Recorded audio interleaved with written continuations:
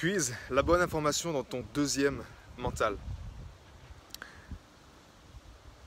Puiser dans son deuxième mental, c'est réveiller ce petit cerveau du cœur. Et si tu n'as pas encore eu l'expérience, tu peux la voir en fait dans ton quotidien. Ce deuxième mental, c'est un état d'être en fait. Moi, il m'a été révélé à l'époque, lorsque j'ai fait ce stage en permaculture. Chaque matin, on faisait la syntonisation. Et cette syntonisation me permettait de puiser, de réveiller ce petit cerveau du cœur qui me permettait d'accéder à effectivement un deuxième mental. Pour moi, c'était la vision changeait. Et si tu es devant la caméra en train de me regarder là, si tu es présent, commente un yes juste en dessous pour montrer que tu es là. Si tu es en replay, commente replay. Mais je te donne un exercice simple. Si tu mets tes mains comme ça, tu vois, tu tends tes mains et tu vas bouger juste les doigts. Juste en périphérie en fait de ton champ de vision. C'est un exercice simple pour savoir si tu es, on va dire, dans quel mental tu es. Le simple fait de faire ça te force à quelque part t'aligner avec ton autre mental.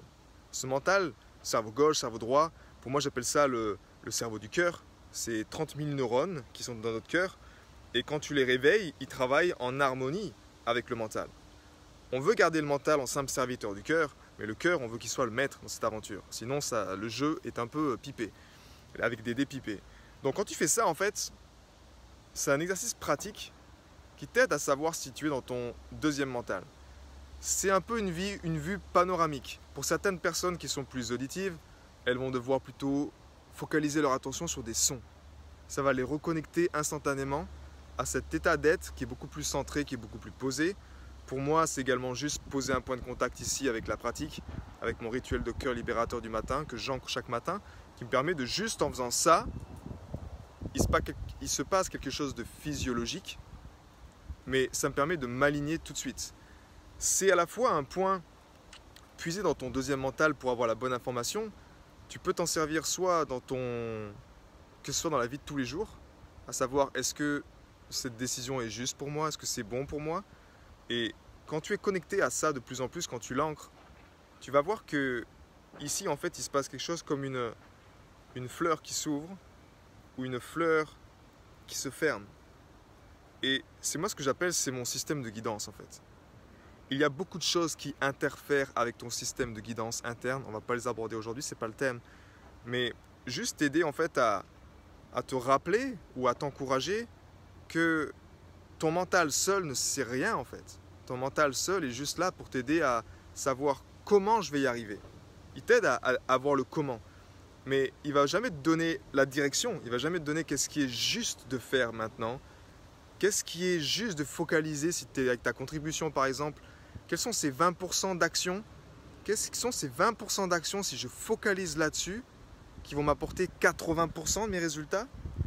Tu vois, sans l'intelligence du cœur, je n'aurais jamais pu découvrir quel est moi dans mon business, dans ma contribution, quels sont ces 20% de choses qui génèrent sur long terme 80% de mes résultats.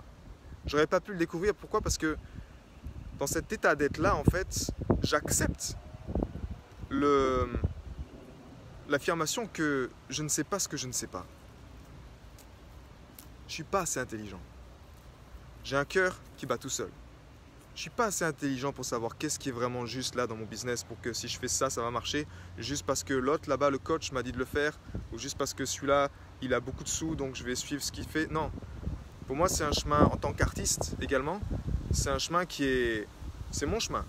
Et je veux t'encourager également à honorer cette souveraineté de ton être, à honorer ton chemin.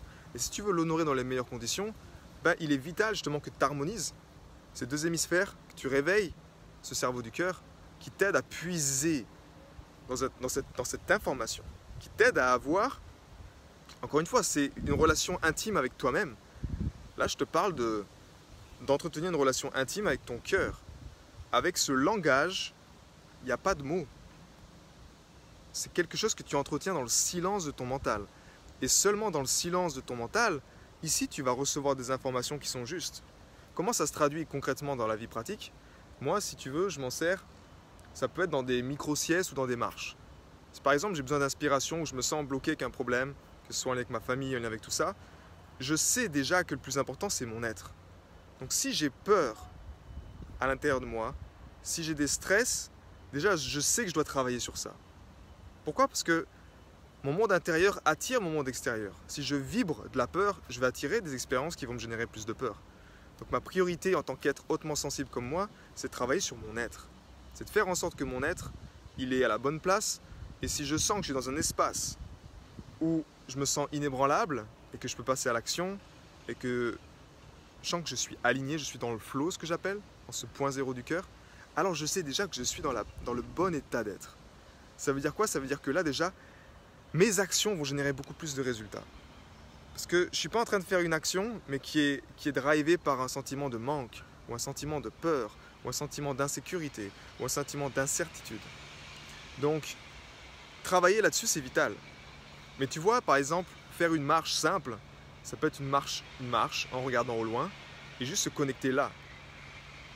Et se connecter à ce sentiment, en fait, ce désir de se dire, ok, j'ai cette problématique là actuellement, et je me connecte à cette problématique dans mon mental, dans mon univers intérieur, et j'insuffle une énergie de compassion, une énergie de gratitude, c'est-à-dire que j'accepte cette situation, mais également j'y envoie de l'amour pour qu'elle s'améliore, pour que je sois guidé dans cette situation-là. Ce qui marche beaucoup pour moi également, c'est les siestes, les micro-siestes. Lorsque je fais des micro-siestes, c'est la même chose. Placer un point de contact ici, faire mon harmonisation du cœur, et tu peux être certain que je me lève, avec des nouvelles idées, avec des inspirations, avec des choses qui vont m'aider à passer à l'action. Donc, je ne peux que t'encourager, en tout cas, à puiser dans ce deuxième mental. Ce deuxième mental qui n'attend que toi, justement, pour jouir de la vie. Pour jouir de la vie.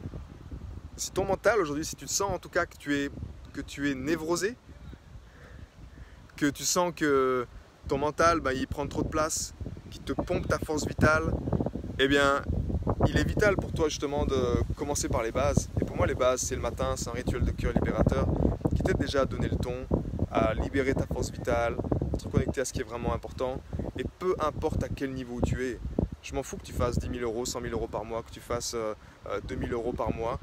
Le tout, c'est que tu vives une vie qui soit juste pour toi, que tu sois épanoui. Et à n'importe quel niveau de ta vie, tu peux utiliser cette énergie pour t'en servir, pour gagner en résilience, pour t'adapter au changement. Comme tu le vois aujourd'hui, si tu es même dans le domaine de business, tu as ton compte, peu importe, il y a beaucoup de changements qui se passent. Donc ça te demande tout le temps de cultiver cette foi, de cultiver cette énergie au fond de toi qui avance, que tu aies de l'argent, que tu en aies pas, que tu sois en stress, que tu sois en paix. C'est qu'une question aujourd'hui d'être résilient. Résilient, c'est quoi? C'est ta capacité à absorber un changement et à te remettre sur le chemin de ta vie, en fait, après qu'un changement ait lieu. Ça, pour moi, c'est la plus belle qualité, je dirais, aujourd'hui, en 2021, que tu puisses avoir, et que ce soit au sein de ta famille, que ce soit au sein de ton couple, que ce soit au sein de justement ton business, ta contribution, que ce soit, on s'en fout du domaine. Là, on parle d'une question on parle de cœur. On parle d'une chose que tu le veuilles ou non, ça fait partie de la vie, c'est là, c'est présent. Et si tu ne maîtrises pas ça, honnêtement, je te comprends, c'est dur. Honnêtement, c'est dur. Tu vois, j'ai fait des expériences, des fois j'entends des personnes qui me disent « Ouais Max, c'est bon, je le ferai demain », qui sont dans un... J'ai une personne que j'accompagne et qui me faisait justement cette réflexion que ouais, c'est chouette, mais j'arrive pas encore à le mettre en place. C'est comme s'il y a de la procrastination, c'est comme s'il y a toutes ces choses-là. Et j'ai fait les tests, même moi-même, tu vois, de me remettre dans une alimentation normale ou de pas honorer mon rituel de cœur libérateur du matin et de me dire non, c'est ok, je peux trouver l'harmonie juste en étant, en faisant ma vie comme ça, en mettant pas de discipline de l'être.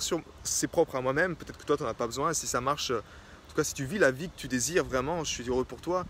Mais au fond, on arrive toujours à la même chose. Tu arrives toujours à cette chose où les circonstances extérieures viennent t'impacter à l'intérieur. Elles viennent t'influencer. Et tu te sens mal, que ce soit une personne, que ce soit une nouvelle, que ce soit toutes ces choses. C'est dur en fait. On vit dans un monde qui est dur.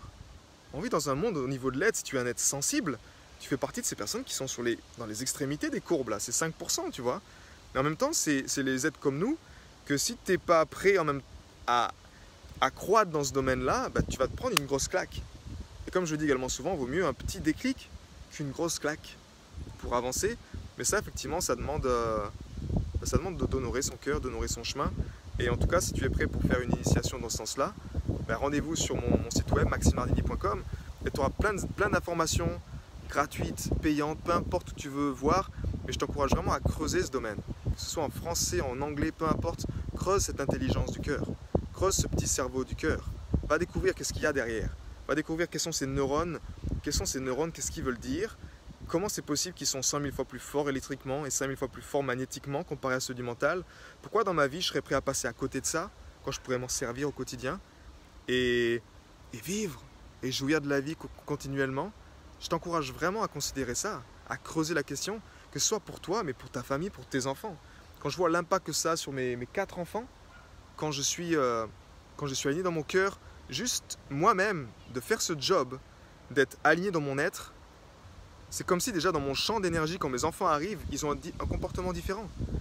Si je ne suis pas aligné, si je suis dans ma tête, si je suis névrosé, ce que j'appelle, si je suis vraiment avec le sucre, avec tout ça, je suis dans mon mental, ils vont faire que des choses qui m'énervent. Quand j'ancre dans mon cœur, ils disent des choses positives, ils font des choses, comment je peux t'aider? Il y a quelque chose qui porte, il y a une énergie qui porte, qui les soutient. Et ils savent en même temps, ils le sentent ça en eux. Et si un enfant sent ça, crois-moi que si on a des parents qui font ce job sur eux-mêmes, à savoir être à la bonne place dans leur être, dans leur cœur énergétique, c'est la plus belle chose qu'on puisse faire pour nos enfants d'une part, en même temps également pour notre communauté et pour notre humanité. Et comme je le dis souvent, c'est en prenant soin de ton cœur, pas celui des autres, prendre soin de ton cœur, que tu prends naturellement soin de l'humanité. Et c'est vraiment ce que je veux t'encourager à faire avec ce message de cœur aujourd'hui.